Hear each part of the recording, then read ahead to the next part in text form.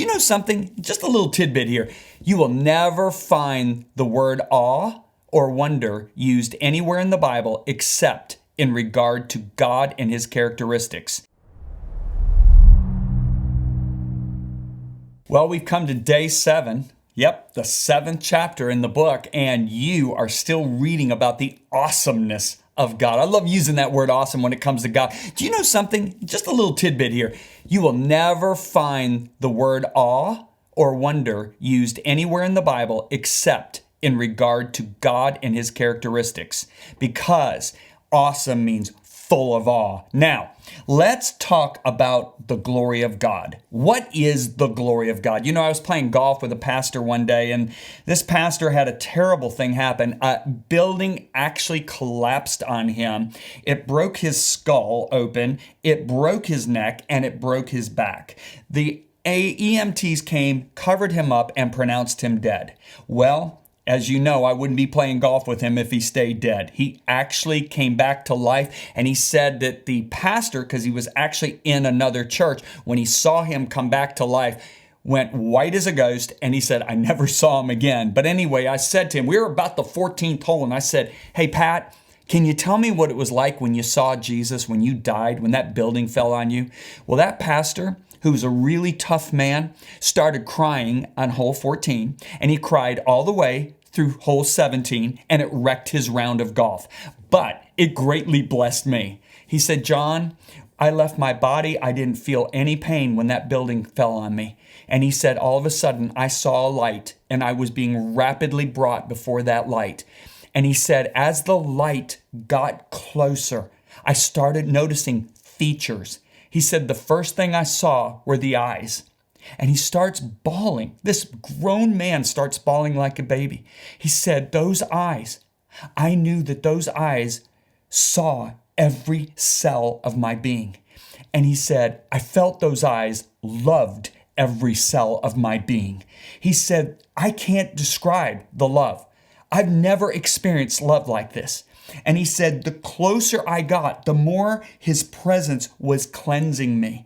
And he said, then I saw his features. He said, John, he was so bright. It was brighter than the sun. He said, I don't know how to explain it. I could look at it. It didn't damage my eyes, but yet it was brighter than the sun. Well, that's exactly what Paul says, that Jesus dwells in unapproachable light, who no man has seen or can see. And when he says no man, he's talking about somebody in the flesh. Remember, God said, you can't see my glory and live. So the reason Isaiah saw his glory is because he was in the Spirit. The reason John saw his glory in the book of Revelations, and his face shone like the sun, he said, is because he was in the Spirit. So what is the glory of God? Moses said to the Lord, show me your glory. Now, when he says glory, he's using the Hebrew word kabod, which means majesty and honor. It's actually the weight of something. So it's the weight of the majesty and honor. So he's saying, God, show me your full weight of your presence, the full weight of your being.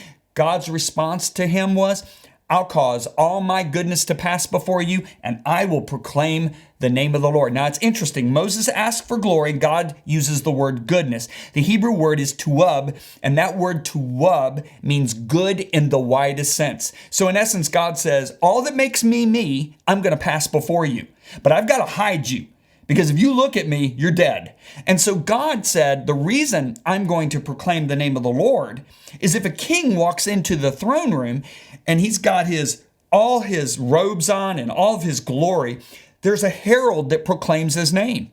And then the trumpets blow and the king comes in. There's no mistake who's king. But if that king is walking on the streets of his country with just a polo shirt on, he's just got no assistants around him, and he's just strolling down the street, you might miss him. That's why the guys on the road to Emmaus were talking to Jesus after he was raised from the dead. They didn't recognize him. Why? Because he wasn't in his glory. But when John saw him in his glory, he fell down like one who was dead. Let me tell you, this is the one that when Isaiah saw him, he's not crying out, woe to the sinners anymore. He's crying out, woe is me. Because he realized how awesome this God is that he is serving. And he realized who he was before this awesome God. Now, this awesome God is chosen to be our Father, but we can never lose sight of how great and how majestic He is.